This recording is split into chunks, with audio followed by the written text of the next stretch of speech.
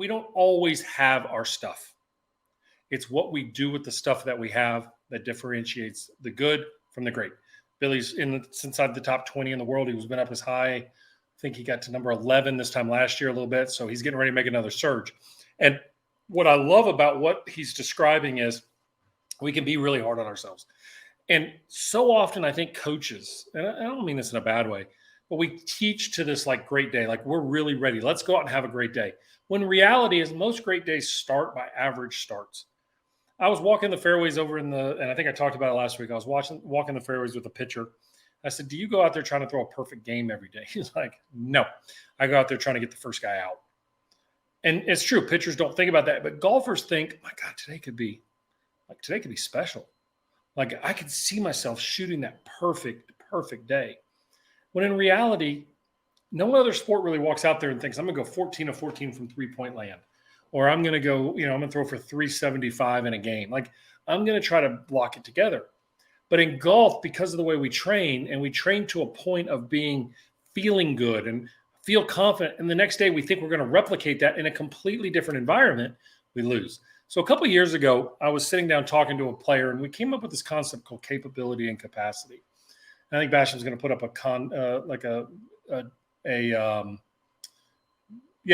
Tiger would put it in the back of his stance and sting it home that day, exactly when he didn't have it.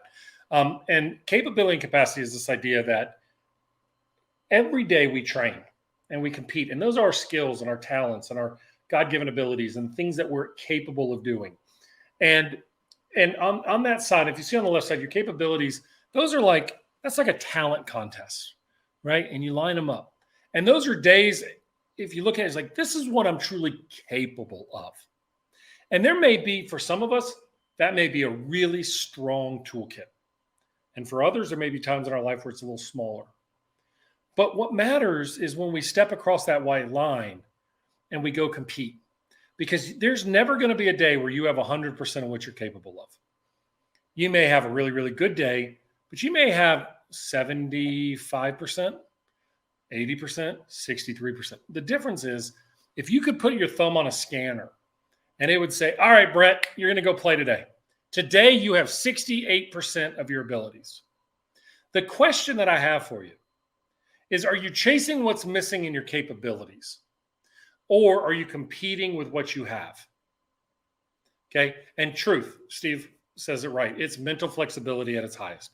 Can I take what I have and adapt it? Can I beat you with the 68%? Now let's go back to math here.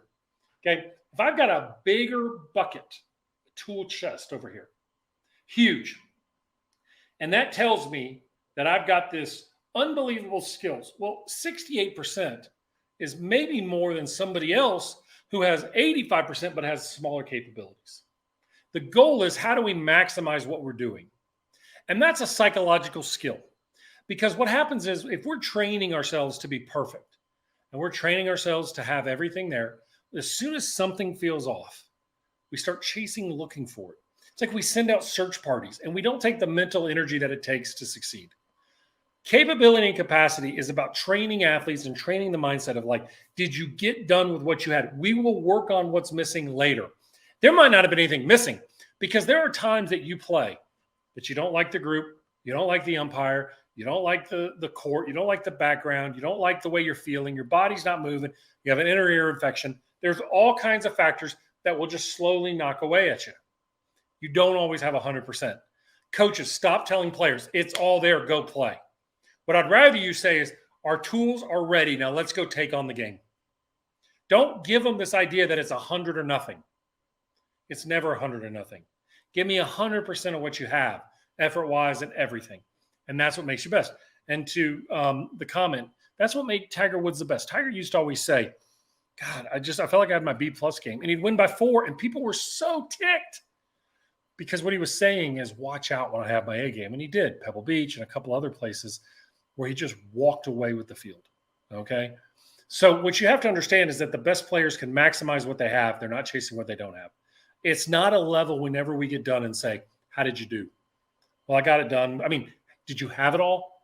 I mean, did you throw that backdoor slider in the dirt like it was what you wanted? Or maybe you just didn't feel it today and you grind it. I remember watching a perfect game in baseball. Pitcher Kane was his last name for San Francisco. Matt Kane, I think, from San Francisco Giants. And they said, did you know you had it coming out of the bullpen tonight? He goes, oh, Lord, no. He said, when I came out of the bullpen, all I had was a cut fastball. And I just figured for 2 or 3 innings, I was going to throw a cut fastball and see what turned around.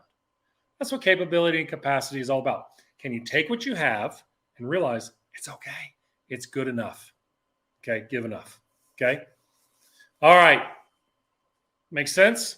Andrew, well, give 100% of what you have. Is that a fired up emoji or is that a frustrated emoji? If you want more on capability and capacity, I devoted an entire chapter to this in the Mindside Manifesto. Go to my books page at brettmccabe.com/books, and you can pick up a copy of the manifesto. Look, I know it's like eating a 72-ounce steak, hopefully with a little crab meat on top, a little Worcestershire sauce, maybe a little hollandaise. It's a lot. It's a meal. But that's the way I write. That's why it takes me so long to write, but I give you everything I have. So the Mindside Manifesto has got an entire chapter on capability and capacity. It is a must read for every single person who competes. We'll be right back on segment 3.